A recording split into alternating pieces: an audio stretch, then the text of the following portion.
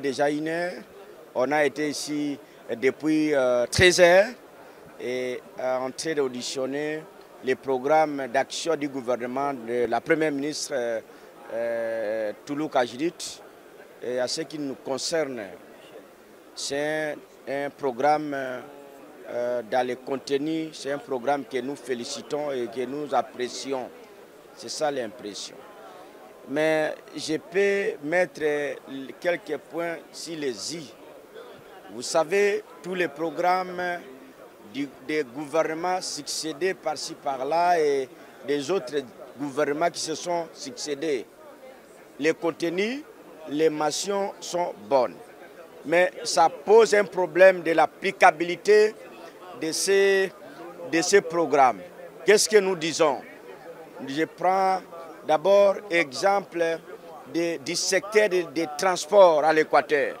À l'Équateur, nous n'avons pas un moyen de transport qui est mis en place pour le gouvernement, pour les comptes de la voie fluviale. Les Transco, c'est bien. Mais la province de l'Équateur, c'est une province qui est environnée d'eau. Notamment, il y a des rivières. Mais nous n'avons aucune balinière métallique, soit un petit bateau qui peut faciliter la mobilité de la population de l'Équateur. Je peux dire, est-ce que le gouvernement congolais qui a prévu la connectivité des provinces, les chefs-lieux des provinces et leurs territoires. Dans la province de l'Équateur, nous avons 7 territoires, plus la ville de Mbandaka, qui constitue la province de l'Équateur. Je peux dire les territoires d'Ingende, les territoires de Bikoro. Ce sont des territoires terriens. Mais les restes des territoires, c'est des territoires riverains. Ça demande des petits bateaux, ça demande des moyens de transport pour la mobilité de la population de l'Équateur. Sauf qu'ici, au niveau de l'hémicycle, les paroles sont limitées parce qu'on a pris le système des regroupements politiques et les partis politiques. Mais aussi une interpellation au gouvernement et aux membres du gouvernement actuel. Un ministre qui peut totaliser 3 ans, il n'a jamais été à l'Équateur, ni à Bolomba, ni à Bassankoussou. On n'est pas nommé ministre national pour la ville, province de Kinshasa. Les itinérances. Vous êtes à Bikoro, vous êtes à Bolomba, vous êtes à Makanja, vous êtes à Lukolela, vous êtes à... ainsi de suite. Ça, c'est le secteur du transport. Je prends le secteur de la santé. Dans ce programme de la première ministre du gouvernement congolais, elle parle de la couverture universelle de santé, la gratuité des accouchements. Madame, ça se fait seulement ici à Kinshasa. Chez moi, à l'Équateur, aucune maman qui a mis au monde un enfant sous la bénédiction du gouvernement. C'est-à-dire ce programme-là doit être un programme de la République et non de la ville-province de Kinshasa. Je prends aussi la gratuité de l'enseignement de base. La gratuité de l'enseignement de base. Je prends la disposition légale de la Constitution de la RDC. Article 43, alinéa dernier. On parle de la gratuité de l'enseignement de base et cette gratuité, elle est obligatoire. Mais depuis l'effectivité de cette disposition légale, aujourd'hui nous avons des enseignants qui ne sont pas payés, nous avons des enseignants qui sont recrutés pendant 5 ans et ils ne sont pas payés. Et quelle est la qualité de l'enseignement qu'on donne aux élèves ou aux apprenants? Ce sont des questions que nous allons nous poser. Et cette fois-ci, nous sommes tellement fiers de ce programme d'action du gouvernement, de la première ministre, Madame Judith Toulouse. Et c'est un programme globalisant. Elle a touché, c'est un programme qui a touché presque tous les secteurs de la vie. Mais nous demandons au ministre de faire les descentes dans chaque secteur. Je prends l'électrification, mais à l'Équateur, c'est la mort. À l'Équateur, on n'a jamais connu la lumière publique de l'État. D'ailleurs, nous, les députés, on s'est transformés en ministres. nous achetons des lampadaires pour éclairer la cité ou la province de l'Équateur.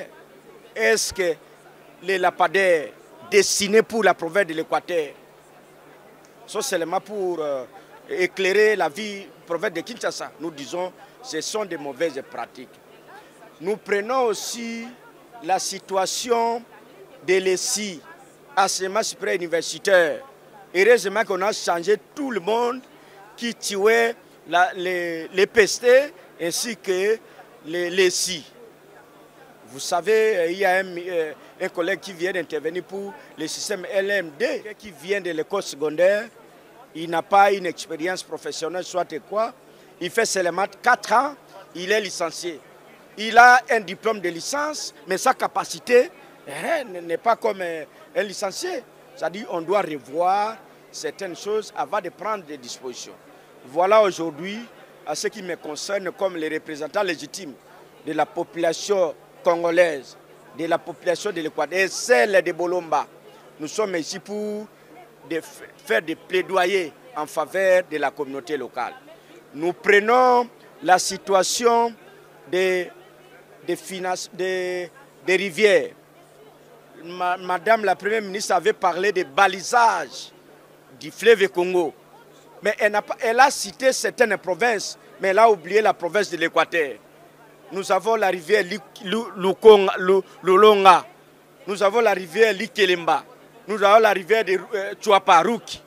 Ce sont des rivières qui peuvent être citées.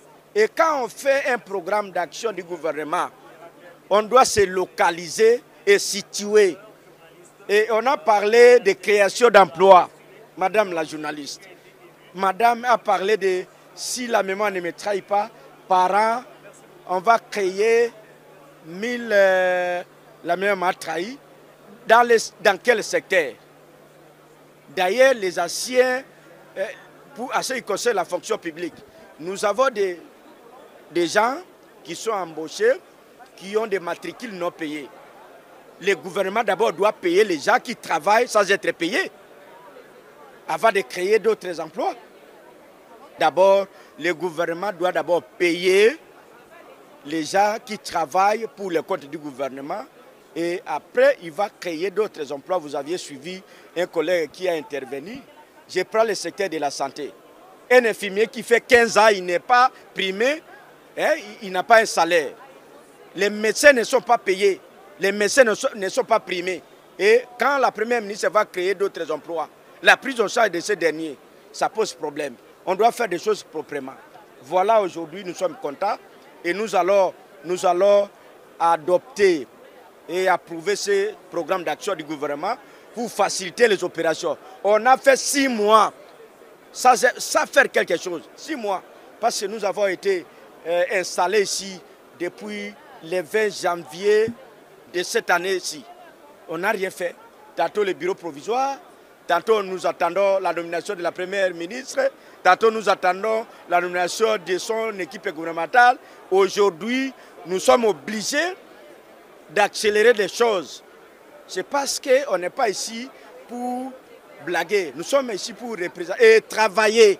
Voilà, aujourd'hui, nous sommes tellement contents et j'interpelle tous les collègues députés nationaux de l'RDC d'approuver ce programme d'action gouvernement de ce gouvernement pour que les choses aillent en avant.